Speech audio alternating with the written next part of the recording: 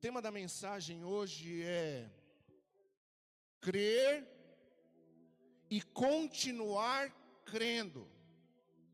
Diga assim comigo: crer e continuar crendo. Irmãos, crer no Senhor é o primeiro passo que nós damos em direção a Ele. Crer é o primeiro passo que nós damos na direção de Cristo. Agora, a nossa vida, irmãos, ela é uma jornada. E durante essa jornada que agora eu passei a crer, eu preciso continuar crendo. E nós vamos aprender hoje a respeito disso. Eu quero falar dos passos e das evidências de uma pessoa salva. Abra comigo a sua Bíblia no primeiro livro de Coríntios, no capítulo 15. Primeiro livro de Coríntios, capítulo 15.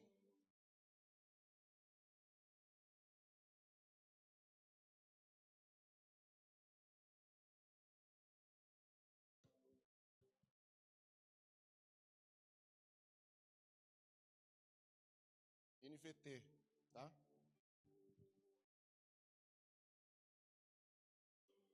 Diz assim a palavra: agora, irmãos, quero lembrá-los das boas novas que lhes anunciei anteriormente. Vocês a receberam e nelas permanecem firmes. São essas boas novas que os salvam, se continuarem a crer na mensagem como lhes anunciei. Do contrário, sua fé será inútil. Vou repetir, vou ler novamente. Agora, irmãos, quero lembrá-los das boas novas que lhes anunciei anteriormente. Vocês a receberam e nelas permanecem firmes.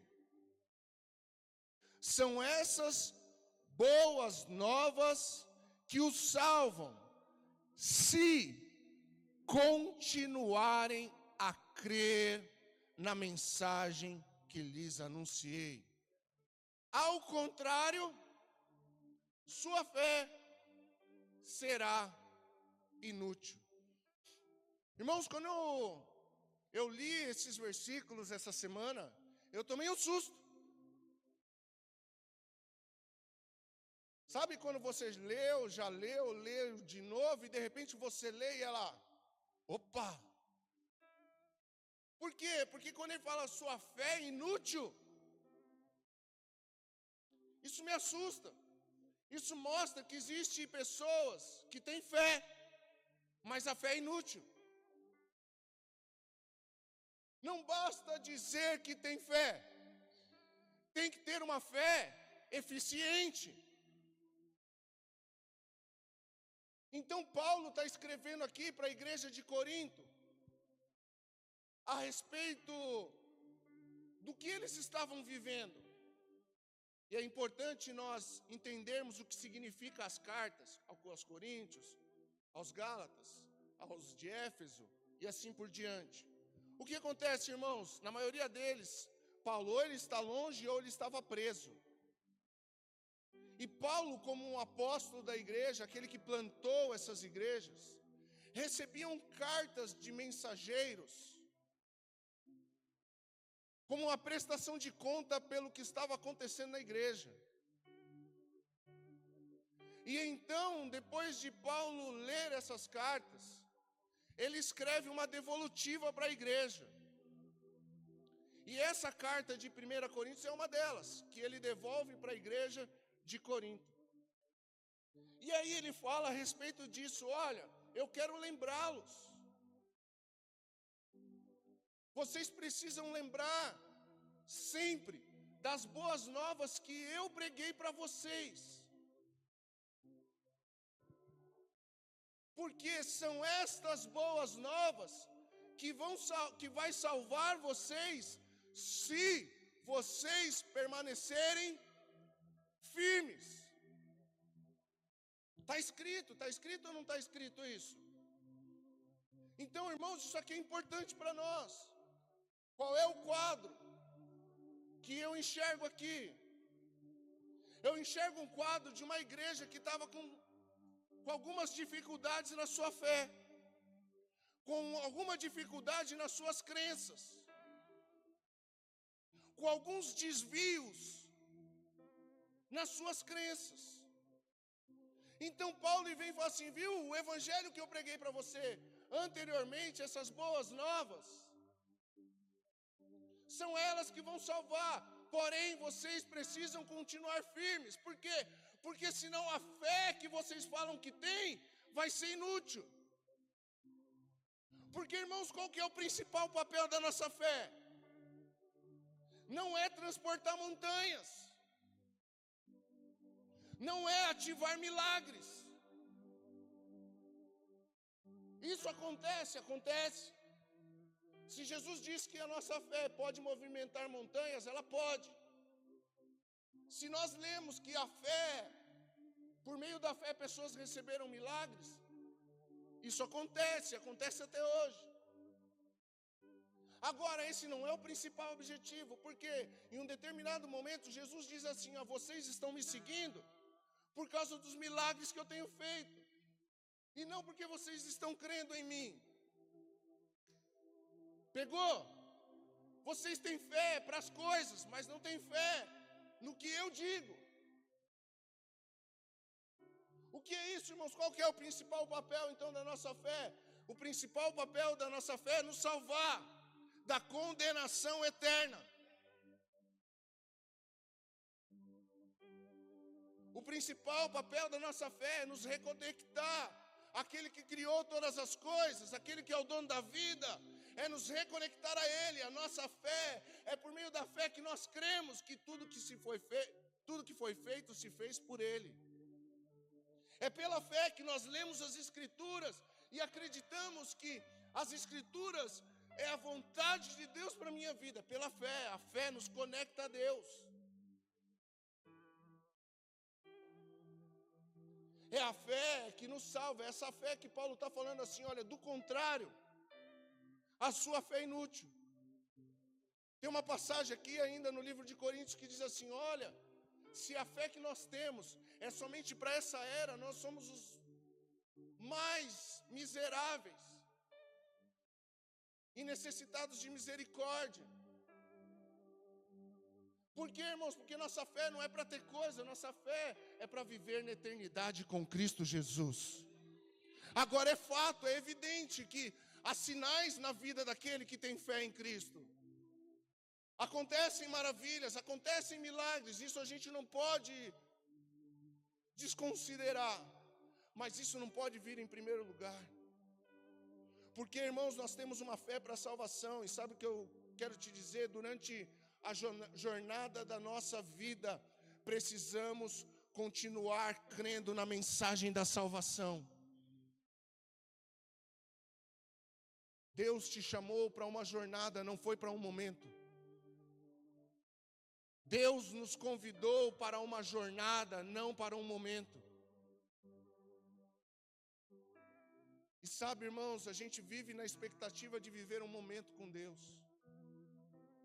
Nós vivemos assim, se Deus fizesse, Deus realiza, Deus faz. Nós vivemos na expectativa de viver um momento.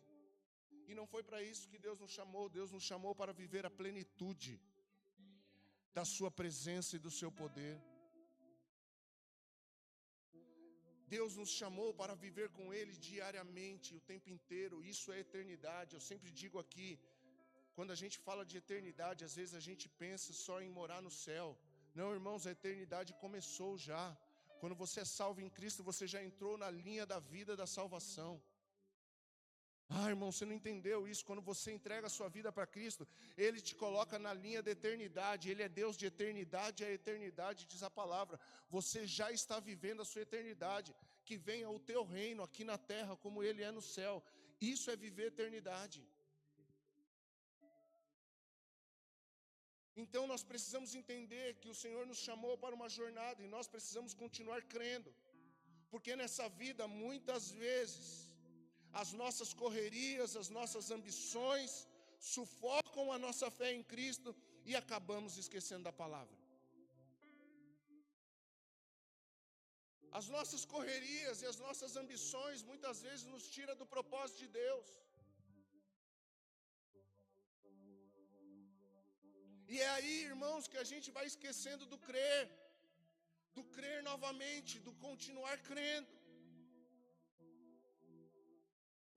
Nós somos convidados na nossa vida a crer diferente, a crer de outra forma. Mas não, irmãos, o evangelho é o mesmo, a palavra é a mesma, e nós precisamos perseverar na palavra. Quem está me entendendo, dá um glória a Deus. Então, cuidado, irmãos. Nós precisamos tomar cuidado com a nossa correria, inclusive dentro da igreja. Às vezes a gente faz tudo dentro da igreja, está envolvido com tudo dentro da igreja, mas o coração está distante dele.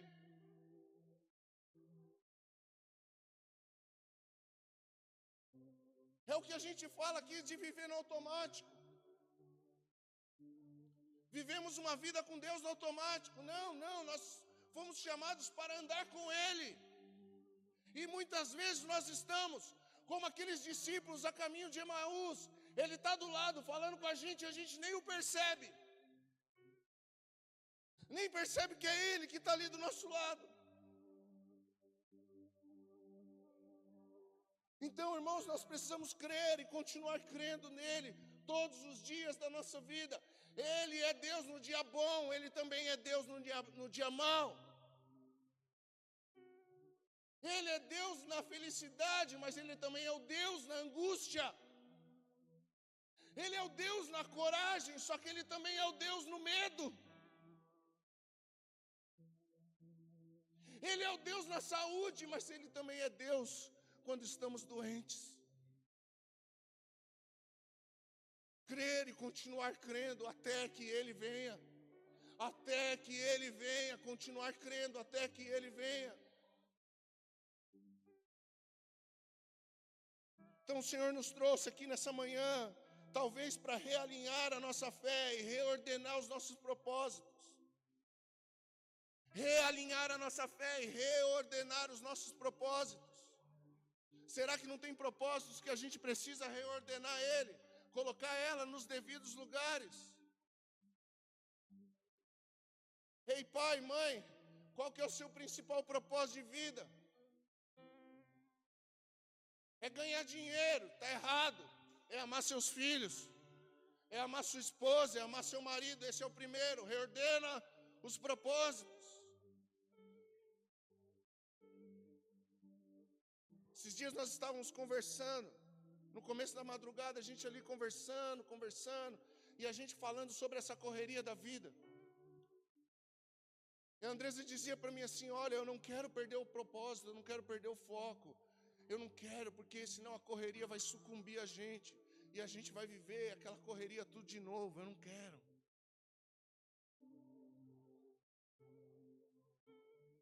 Porque quando a gente perde o propósito, a gente perde o alvo. Quando a gente perde o alvo, nós não sabemos mais para onde estamos indo. E quantos estão assim dentro da igreja? Não sabe para onde está indo. Porque os convites da vida, irmãos, nos tira do propósito. Então talvez o Senhor te trouxe aqui para realinhar a sua fé e reordenar os seus propósitos. Deus tem um plano de salvação para a humanidade, irmãos, é por isso que nós estamos aqui.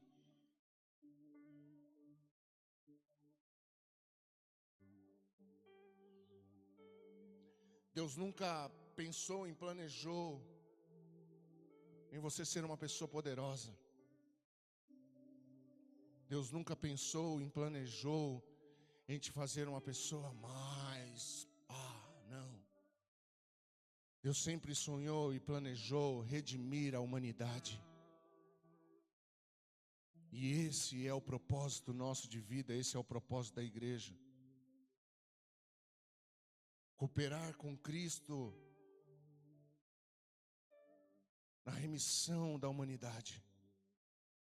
É por isso que nós estamos aqui porque nós fomos escolhidos, porque seremos mais do que vitoriosos. Não, nós estamos aqui porque nós fomos escolhidos para um chamado, um propósito.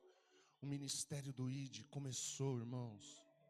Nós sentimos que mudou uma estação nessa igreja, irmãos, e começou uma estação do ID mesmo, de tocar essa cidade. Nós sonhamos em tocar essa cidade, nós queremos tocar essa cidade.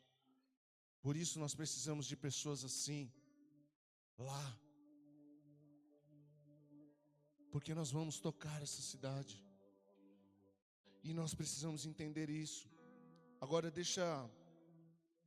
hoje, irmãos, essa palavra não é uma palavra motivacional, não é uma palavra pastoral e nem uma palavra profética. Hoje eu quero trazer uma palavra de ensino, para nós entendermos a nossa vida. Então eu separei aqui, irmãos, 4 pontos. A vida cristã consiste em 4 evidências. Sabe qual que é a maior evidência que as pessoas acham que vai ter na vida do cristão? Qual que você acha que é? Qual? Que elas acham? Exatamente. Pegou. As pessoas acham que a principal evidência de um cristão é ele começar a ganhar dinheiro. É prosperidade. E você sabe que prosperidade não tem nada a ver com ganhar dinheiro. Porque tem muita gente que ganha dinheiro. E a única coisa que ela é tão pobre, que a única coisa que ela tem é dinheiro. Prosperidade não tem nada a ver com isso. Mas é o que as pessoas acham. Mas não é, irmãos. Existem 4 evidências. Qual é a primeira evidência, irmãos? Na vida de um cristão? A profissão da sua fé. Confessar Jesus Cristo. Romanos capítulo 10, versículo 9.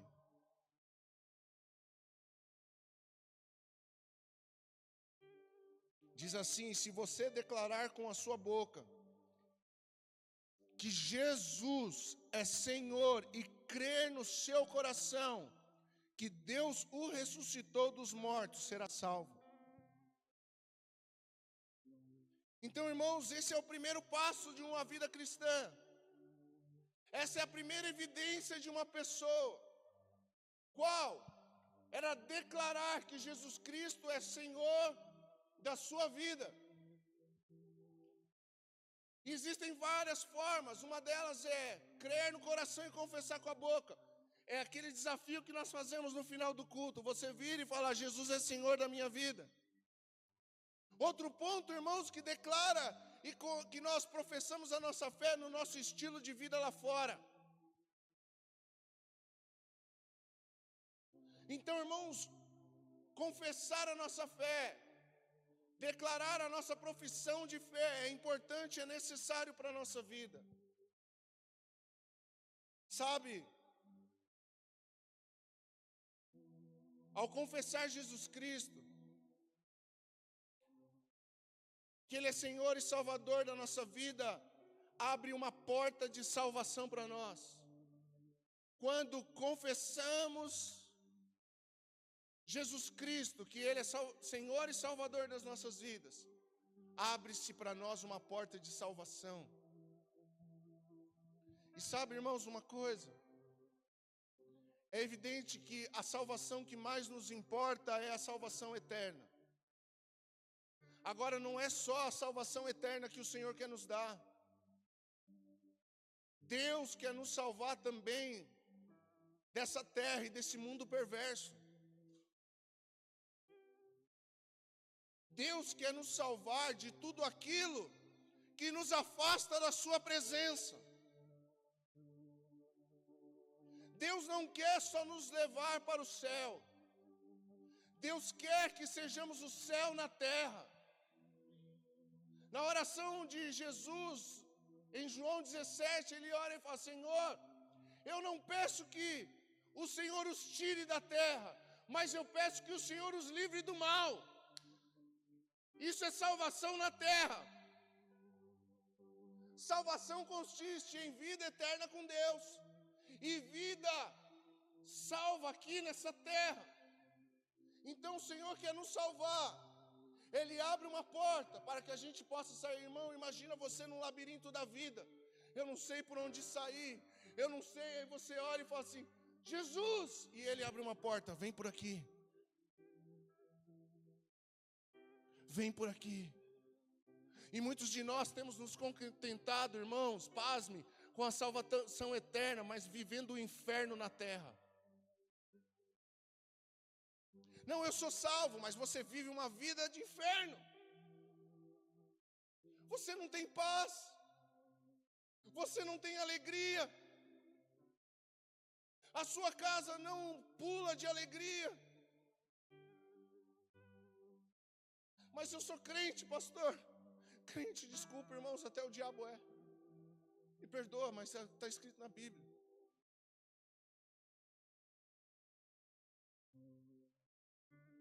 Então, irmãos, nós confessarmos a nossa fé, o Senhor abre uma porta de salvação para a gente. Olha o que Ele fala: se nós confessarmos com a nossa boca, nós seremos salvos. Irmãos, Jesus não é que nem uma pescaria, que Ele te fisga e puxa o peixe. Deu ruim a pescaria, hein? Foi livramento, sabia? Vai ter, eu não vou estar, mas vai ter. Os caras iam pescar em alto mar, você ia também? Não, tem medo? Não. Deu ruim. O Senhor não, quando Ele não nos... A pesca do Senhor é diferente, irmãos. Deus, Ele não nos puxa, Ele nos convida a entrar por barco. Os discípulos ficaram a noite inteira tentando arrancar peixe. Jesus, Ele olha para os peixes e fala: bora, vamos. Quem está entendendo?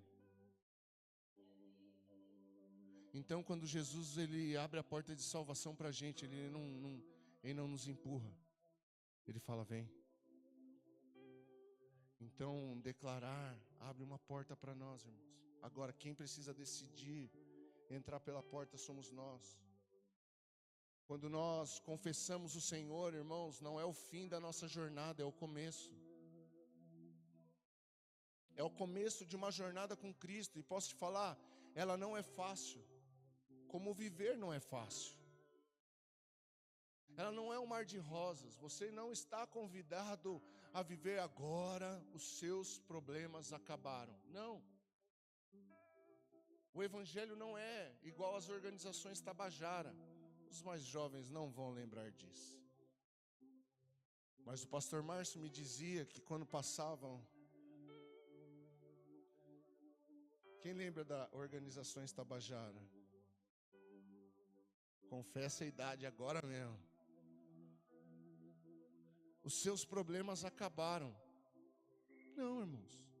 Mas agora, irmãos, quando nós estamos andando com Cristo, tem uma pessoa, que é a pessoa de Jesus Cristo, que se faz presente por meio do Espírito Santo, nos ajuda em todas as coisas. Nos ajuda em todos os momentos da nossa jornada. Começou uma jornada. Crer é o início. Continuar crendo é uma caminhada de fé. Crer é o início. Continuar crendo é uma jornada de fé. E como nós vamos precisar de fé para continuar crendo? Como nós vamos ter que perseverar para continuar crendo? Demais. Então, o primeiro passo é a profissão de fé. Segundo passo, batismo. Marcos capítulo 16, capítulo 16, versículo 15. Marcos capítulo 16, o versículo 15. Jesus diz assim aos discípulos: vão, ao mundo inteiro e anuncie as boas novas a todos. Quem crer e for batizado será salvo, mas quem se recusar a crer será condenado.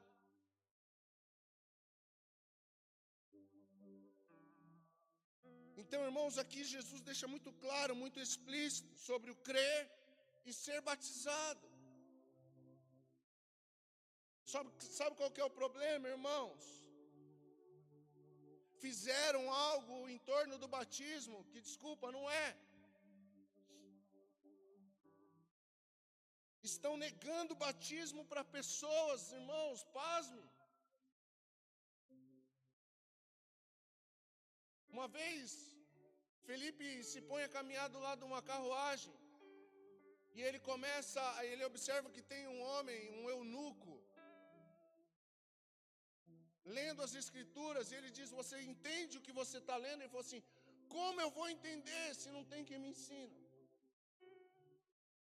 E aí ele ensina, e depois que ele ensina, o eunuco diz: o que me impede que seja batizado? Ele fala: se você crê, você se batiza. E imediatamente eles pararam, viram a água, foram lá e batizaram. Por quê, irmãos? Porque Felipe sabia do quanto o batismo era importante para aquele homem. Então nós precisamos entender, irmãos, que a segunda evidência de uma pessoa que crê é o batismo.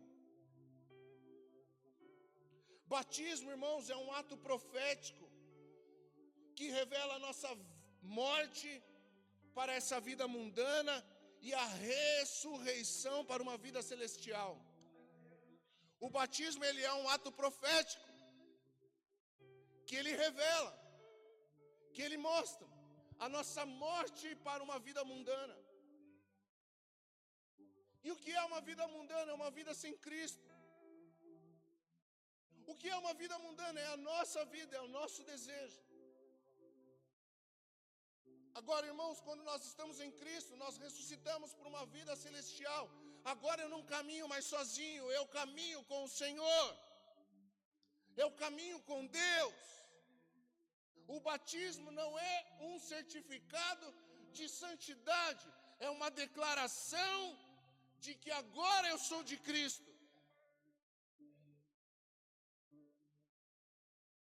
O batismo não é de uma denominação, o batismo é em Cristo.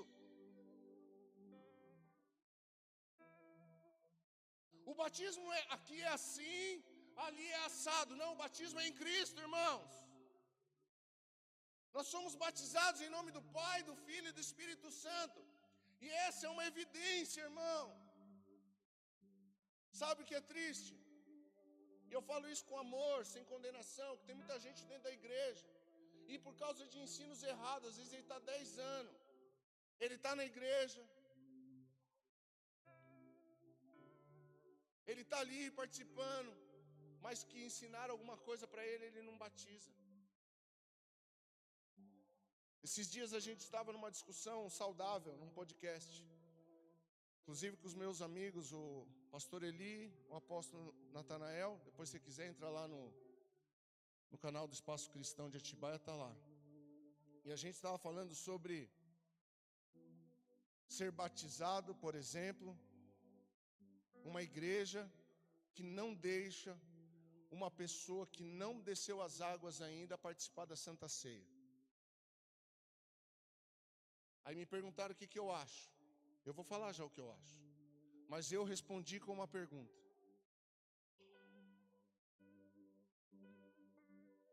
A gente estava ali numa discussão saudável. Eu falei assim: se uma pessoa que não é batizada, ela é impedida de participar da Santa Ceia, eu queria saber se a igreja também impede ela de entregar o dízimo. Coisa assim. Isso você não pode, mas isso você pode. Às vezes isso você deve. Não gera um twin na nossa cabeça? Fala a verdade. Não gera um. Por que eu toquei nesse assunto? Porque infelizmente Tem pessoas que esse é o mais importante, o dinheiro que ela dá. Então, não é o caso dos meus pastores amigos. Mas é uma discussão. E o que eu penso, irmão, sobre isso? O que eu penso sobre isso? É um ensinamento hoje aqui. Eu penso, quantas pessoas aceitaram Jesus aqui nos últimos 3 meses? Só que a gente vai ter batismo só semana que vem. Se ela já entregou a vida dela a Cristo, quem sou eu para negar uma santa ceia para ela? Agora, se a pessoa está na igreja faz 5 anos, já teve 20 oportunidades dela batizar, ela não quer, aí gera uma outra pergunta: para que ela quer participar de santa ceia? Por isso, quando Paulo escreve também à igreja de Corinto, ele fala assim: tem pessoas tomando para a própria condenação. Aí ele fala: examine-se o homem a si mesmo. Então, irmãos, já pensou? Daqui a pouco vai ter os obreiros vai estar com o celular com QR Code. Passa aqui o seu QR Code de batismo, para ver se eu posso te entregar a santa ceia. Deus me livre, irmão. Judas participou da santa ceia, Jesus serviu para ele, e naquela noite Jesus falou assim: você vai me trair.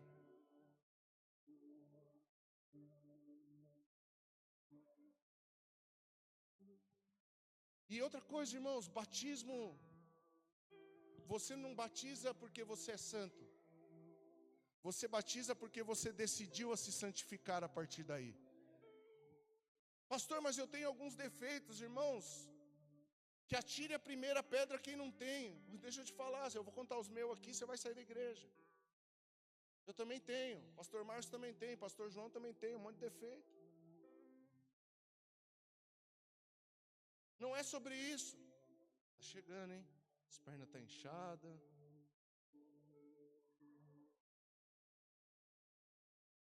Não é sobre você estar perfeito, é sobre você estar crendo. Ah, meu irmão, não é sobre você estar perfeito para batizar, é sobre você estar crendo. É sobre você estar crendo que Ele é Senhor. É sobre você estar crendo que Ele te salvou. É por isso, irmãos, aí é o segundo passo da jornada. João Batista pregava, irmãos. Ele falava assim: raça de víboras, arrependei-vos e sejam batizados. Irmãos, essas pessoas não voltavam para casa, passavam a ter uma vida de santidade e depois voltavam para João Batista. Não, eles falam assim: eu quero, e descia nas águas. Quem está me entendendo, irmão?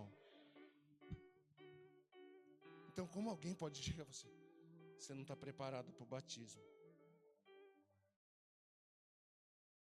Então, irmãos, algumas evidências declaram que a pessoa é de Jesus Cristo. Primeiro, confissão de fé. Segundo, batismo nas águas. Eu preciso ensinar isso, irmãos, porque amanhã, a semana que vem, tem uma oportunidade rica de descer as águas aqui. E como que você vai descer se você não sabe? Inclusive, às 5 horas da tarde, no sábado que vem, vai ter ensino sobre batismos aqui. Você que tem dúvida ainda, vem, participa, que quem sabe você toma a sua decisão. Batismo é um ato consciente de fé em Jesus Cristo.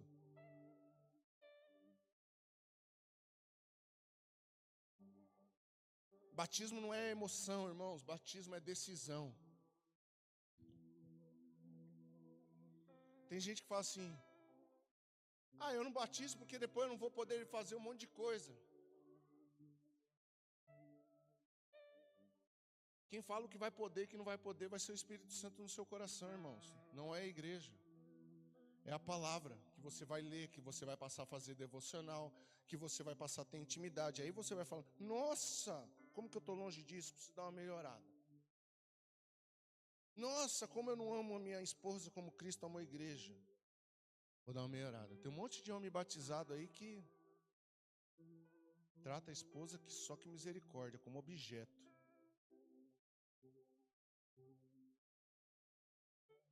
Tem muita mulher batizada aí que trata o marido como caixa eletrônico. Então não é sobre isso. É sobre olhar. Tem um monte de risadinha na igreja aí. Tem uns caixas eletrônicos aí. Mulher vai com cartão assim. Sai R$200. Você é assim?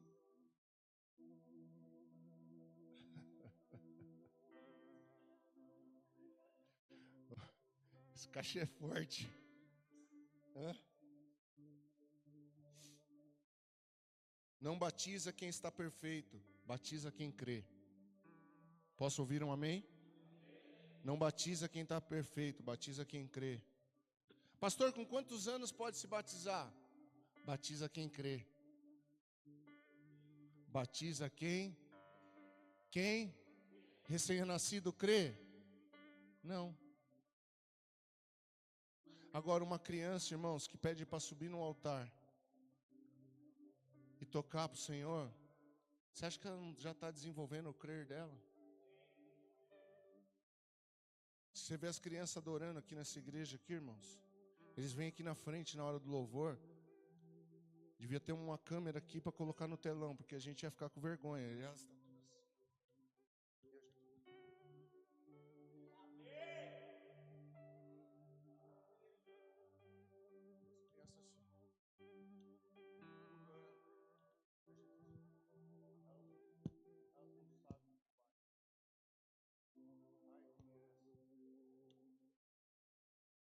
Essa geração tem lenha para queimar, irmãos.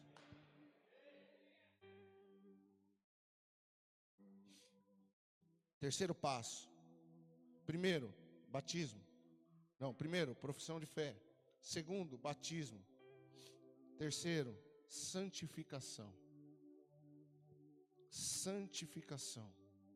2 Coríntios, capítulo 7, versículo 1 diz assim. 2 Coríntios, capítulo 7, versículo 1.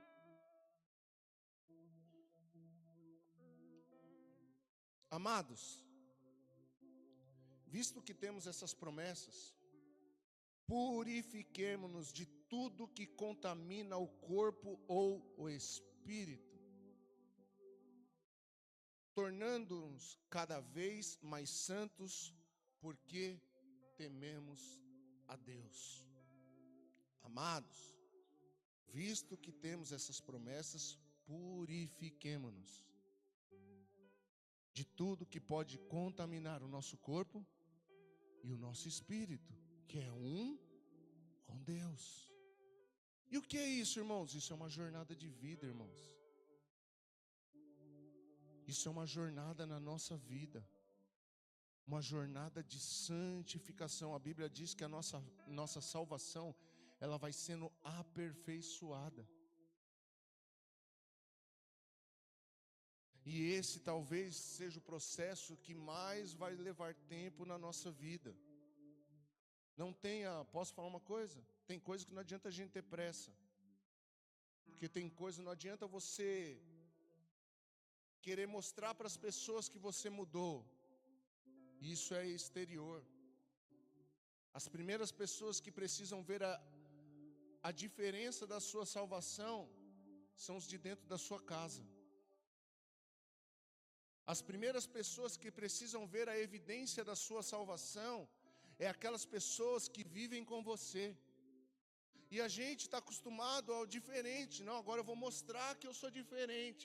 Eu vou trocar de roupa, eu vou mudar o cabelo, eu vou fazer isso, eu vou fazer aquilo outro, irmãos. Mas aqui dentro, lá dentro da minha casa, eu vou pôr um adesivo no carro agora. Jesus Cristo é Senhor da minha vida, mas os meus filhos não veem que Jesus Cristo é Senhor da minha vida. A minha esposa não vê que Jesus Cristo é o autor da minha salvação. Então, irmãos, quando nós entregamos a nossa vida a Cristo, começa-se na nossa vida um processo de santificação. É um processo, irmãos, que não são os outros que devem exigir de você. É você que deve exigir de você mesmo. Não adianta alguém exigir de você aquilo que você não entendeu ainda. Olha o que diz em Romanos capítulo 6, versículo 19. Romanos capítulo 6, versículo 19 diz assim: uso o exemplo da escravidão para ajudá-los a entender isso tudo, pois sua natureza humana é fraca. No passado, vocês se deixaram escravizar pela impureza e pela maldade, o que os fez afundar ainda mais no pecado. Olha, agora devem se entregar como escravos à vida de justiça, para que se tornem santos. Então aqui é claro, irmãos, que o que é santo, pastor? O que é santo? Santo significa separado. Santo significa separado, eu me separo agora. Ou seja, eu não saio do meio necessariamente. Às vezes precisa sair do meio por um tempo, sim. Mas eu estou no meio e sou diferente. Eu estou no meio e meu comportamento não é o mesmo. Então é um processo, irmãos. Quando eu me converti, eu lembro, irmãos, que eu jogava basquete e nós víamos, eu morava em Campo Limpo, a gente vinha muito a Jarinu. E aí vinha os colegas, vinha 3, 4 carros de Campo Limpo para a gente jogar aqui no ginásio. Irmãos, e era de rotina. A gente parava ali na padaria, depois do basquete, na padaria ali da praça, que hoje é a Bela Bari, né? É isso? Aí, irmãos, a gente ficava ali, tomando uma cerveja. Eu nunca nem gostei muito disso, mas estava todo mundo ali e a gente ficava ali. Era ficar tomando uma e ficar falando bobagem. Quando eu me converti, eu entendi.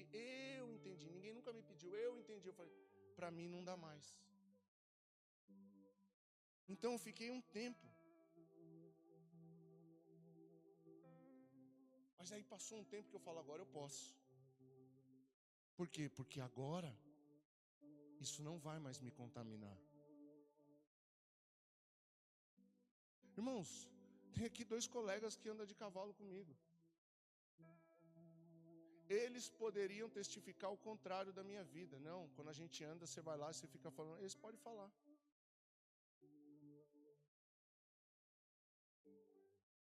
Estou falando bobagem? Não estou. Então, santificação é um processo, irmãos. Ninguém fica santo da noite para o dia. Tem áreas da sua vida que você vai levar anos para se santificar. Tem áreas da sua vida que você vai passar pelo processo de santificação até você morrer. Não é sobre você ser perfeito, é sobre você entrar no processo de santificação. Quem está me entendendo? Santificação é o processo de separação com a vida pecaminosa. Irmãos, por toda a nossa vida nós vamos pecar, isso é fato. Isso é fato. Se você passar o seu dia comigo, você vai ver que eu peco. E eu também vou ver que você peca. Em alguma coisa ou em outra nós vamos pecar. Agora, viver em santificação é ir te separando ou se separando daquilo que te faz viver no pecado. Que nós vamos pecar até o último dia da nossa vida, é fato, irmãos. Agora o processo de santificação, ele consiste no quê? Em a gente ir se separando daquilo que me separa de Deus. É eu ir me separando da natureza pecaminosa que habita dentro de mim. Agora seja honesto, quem te ensinou isso? Não, a gente vem para a igreja, a pessoa fala, agora você não pode pecar mais. E como é que faz isso? Agora você não pode fazer mais isso. Pasmo, irmãos, tem coisa que eu faço que para mim, se eu fizer, para mim é pecado. E talvez para você não.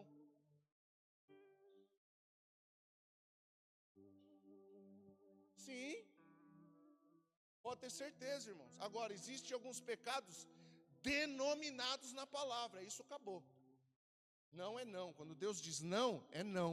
Quando Deus diz sim, é sim. Mas nem só os pecados morais que são pecados. Tem coisa que se eu fugir do propósito, eu já estou pecando. Se eu fugir da que a voz do Senhor me disse, já é pecado. Quem está me entendendo, irmãos? Está claro isso? Está claro isso? Então, irmãos, não é sobre uma cartilha de regras. A santificação não é sobre uma cartilha de regras. É sobre uma vida com Deus. É sobre uma vida de devoção a Deus. Todos os dias Deus vai mostrando para nós o que nós precisamos nos santificar. Não é sobre uma cartilha de regras. A igreja nunca foi sobre uma cartilha de regras. E nós precisamos entender isso. Quantas pessoas estão debaixo de condenação porque ela não se enquadra à cartilha de regra daquela igreja. E aí ela acha que ela não está salva ou ela não é santa, porque a cartilha... Oh, irmão, é muito sério isso que eu estou falando aqui. Isso pode determinar a salvação de uma pessoa eternamente ou a condenação eternamente. O ensino da igreja é muito sério. Não dá para sair pregando qualquer coisa. Não dá para fazer um Ctrl-C ou Ctrl-V numa pregação que viu no YouTube. Não, irmãos, a gente precisa mergulhar nas Escrituras para saber o que a gente está ensinando. Esses dias acabou a conferência e o Lucas me ligou. Eu estou intrigado com aquele assunto, rapaz. Sobre receber o Espírito Santo. Não é intrigante? Não vou falar, irmão. Vou deixar vocês na curiosidade porque eu estou procurando. Igual o pastor João faz. Quando eu ouço alguma coisa nova, antes de criticar eu vou estudar. Por que aí falou isso? Aí o Lucas vem, acaba a conferência, a gente queimando. Aí o Lucas vem e me liga e fala, pastor, acabou a conferência, segunda-feira, por que você estava lendo a Bíblia?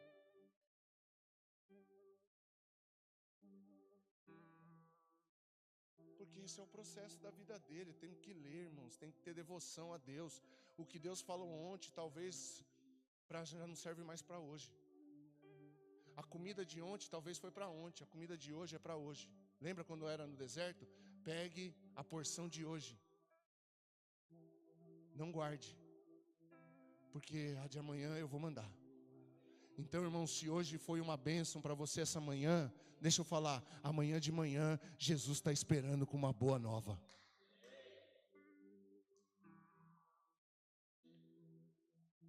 Meu Deus, se a gente entender isso, irmãos.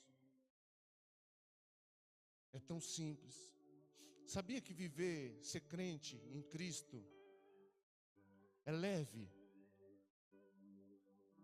É. Não pode ser, pastor. Foi Jesus que falou. Vinde a mim, vós que estáis cansados e sobrecarregados, que eu vos aliviarei. Aprendei de mim que sou manso de coração. Tomem do meu fardo que é leve. E do meu jugo que é suave. Ele não fala que é fácil, mas é leve. Ou seja, dá para viver. Dá para viver. É suave. Dá para viver. É fácil, pastor? Não, no mundo tereis aflições, mas tem de bom ânimo, pois eu venci o mundo.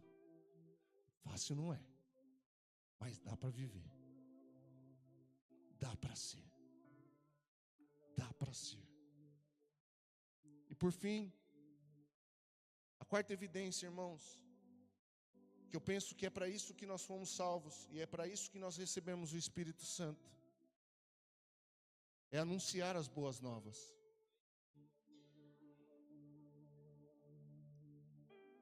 Primeira evidência, crer, profissão de fé. Segunda evidência, batismo nas águas. Segunda evidência, viver uma vida de santificação. Terceira evidência, me tornar um daqueles que anunciam as boas novas. Aquilo que Cristo fez por mim, eu quero que Ele faça por você também. Ou melhor, aquilo que Cristo fez por mim, Ele também fez por você. A porta que Jesus abriu para mim, também está aberta para você. Então a quarta evidência é aquele que anuncia. Atos capítulo 1, versículo 8, nós conhecemos esse versículo. Vocês receberão poder quando o Espírito Santo descer sobre vocês, e serão minhas testemunhas em toda parte. Vocês serão o quê? Minhas testemunhas em toda parte. Vocês receberão poder. E agora vai ser Não. Vocês receberão poder. Para quê? Para serem minhas testemunhas. Ah, pastor, eu recebi o Espírito Santo para falar em línguas. Não, você fala em línguas porque recebeu o Espírito Santo. Ah, pastor, eu recebi o Espírito Santo para ter revelação. Não, algumas pessoas revelam porque tem o Espírito Santo.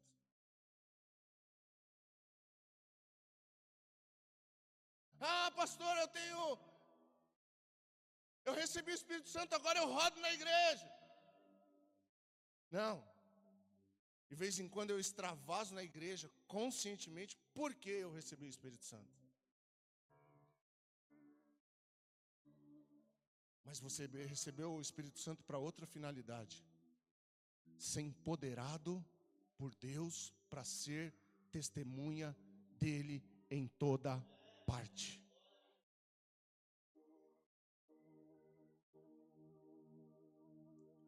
É isso.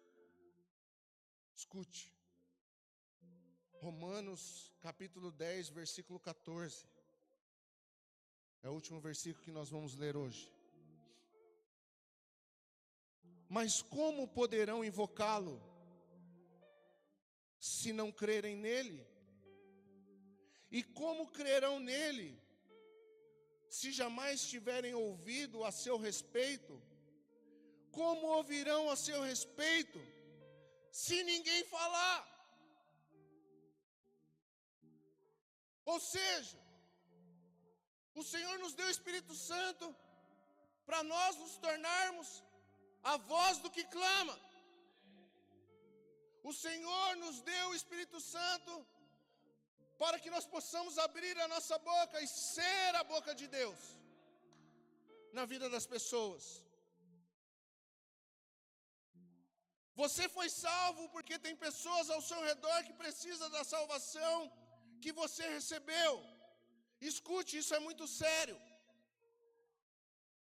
Você foi salvo porque talvez Deus olhou para você e viu em você a pessoa mais próxima do seu vizinho.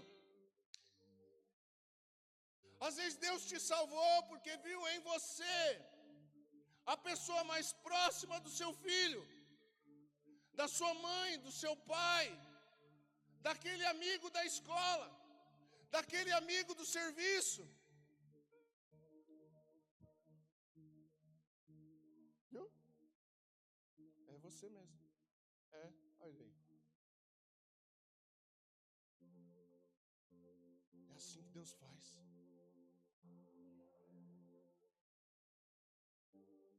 Então, irmãos, há uma evidência que o Espírito Santo nos separou. Para quê, pastor? Para anunciar. Para anunciar o Evangelho. E às vezes a gente está tão preocupado, irmãos, aí a gente crê, a gente não continua crendo. A gente crê e a gente na nossa jornada se afasta do propósito. Deus não salvou ninguém para cantar no louvor.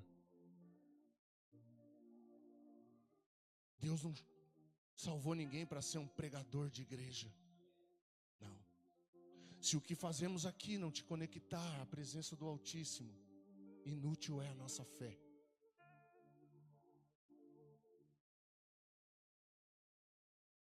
Se o que eu anunciar aqui, eu anunciar por vaidade, inútil é a minha fé. Não. Nós fomos salvos para que a nossa vida seja um testemunho do Salvador. Nós somos salvos para salvar.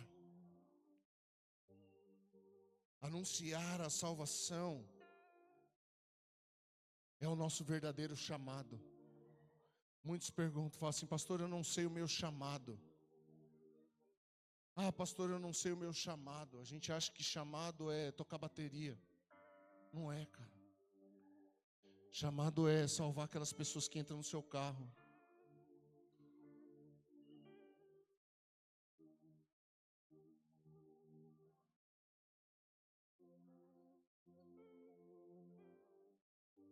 Quem está me entendendo?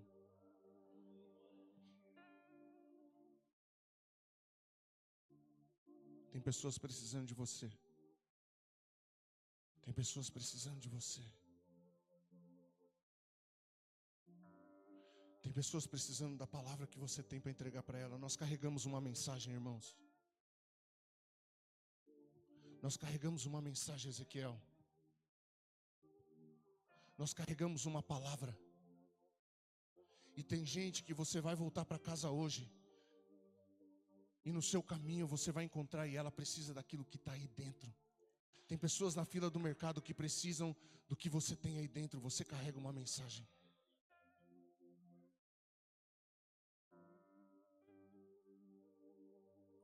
Nós estávamos no nosso discipulado aqui na quarta-feira, irmãos, e isso queimou no nosso coração.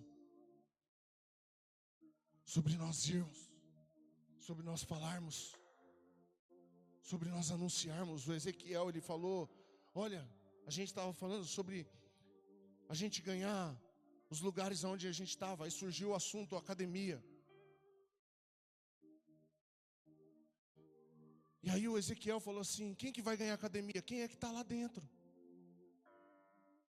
É vocês que estão lá dentro. Aí a Andressa veio me contar um testemunho esses dias, que ela estava lá, terminando o treino dela, e ela olhou para uma mulher, e Deus começou a falar com ela: vai lá e fala. Vai lá e fala isso, isso e isso. E a Andressa, ela conversando, contando para mim, ela fala assim: eu comecei um debate com o Espírito Santo. Ela falou assim: não, Senhor, ela está no telefone. Se ela soltar o telefone, eu vou. Ela soltou o telefone. Eu falei: não, Deus, mas isso que o Senhor está falando, imagina, essa mulher não tem medo. Quem tem medo sou eu. E isso começou a queimar no coração dela, queimar. E ela... E daqui a pouco, irmãos, a mulher estava chorando dentro da academia.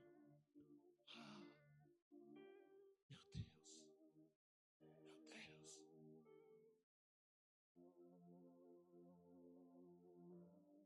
E aí no final, sabe o que a Andressa não fez? E não tem que fazer mesmo? Falar o nome da igreja que ela congrega e que ela é uma pastora. Precisa disso. Ela só jogou a semente. Nós fomos chamados para semear. Se a pessoa for congregar na assembleia, glória a Deus. Se ela entregar a vida dela para Jesus Cristo lá na Batista, glória a Deus. Na Livre Estou, glória a Deus. Eu só sou aquele que semeia, irmãos. Eu só sou um mensageiro. Nós carregamos uma mensagem. Você carrega uma mensagem. Você carrega uma mensagem. E pessoas ao seu redor precisam dessa mensagem. Pessoas naquele balcão, filho, precisa da sua mensagem, da mensagem de vocês.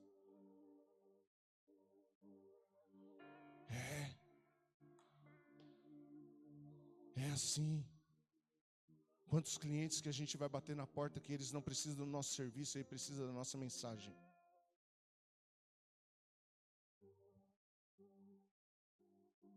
Quantas pessoas, a chave que eles precisam está dentro do coração de vocês, Noeli, está dentro do seu coração, Osmar. Quantas pessoas vão lá fazer uma chave, Gustavo? E o que ela precisa é da chave que está aí dentro, filho, que você conhece. assim. Como eu disse outras vezes, a luz que as pessoas precisam que acenda não é a do carro, é a que está aqui dentro. Muitas pessoas não é o lanche que você vai levar, mas é o Cristo que você carrega, que não está dentro da bag, está dentro de você, Silvano. Você entende isso? Educação é uma missão. Não, você não, você já está saindo? Mas você sabe o que você está saindo, né? Você vai ser enviada. Pensando em abrir uma igreja lá em Ubatuba. Aí deixo vocês aqui, eu vou para lá. Educação precisa de você. Coloque-se em pé em nome de Jesus.